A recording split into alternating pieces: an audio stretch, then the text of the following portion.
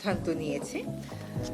আজকে একটি জরুরি সভা হয়েছে মাননীয় প্রধান উপদেষ্টার সভাপতিত্বে।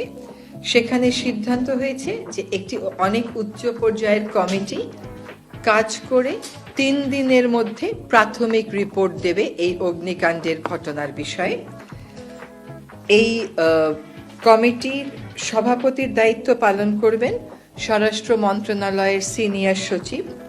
ওনার সাথে থাকবেন সচিব গৃহায়ন ও গণপূর্ত মন্ত্রণালয়, আমাদের পুলিশের আইজিপি, ফায়ার সার্ভিস এবং সিভিল ডিফেন্সের প্রধান, তিনি থাকবেন সদস্য সচিব, থাকবেন সশস্ত্র বাহিনীর একজন বিস্ফোরক বিশেষজ্ঞ এবং 3জন বিশেষজ্ঞ। তারা হচ্ছেন বুয়েটের থেকে একজন সিভিল ইঞ্জিনিয়ার, একজন কেমিক্যাল ইঞ্জিনিয়ার, একজন ইলেকট্রনিক ইঞ্জিনিয়ার।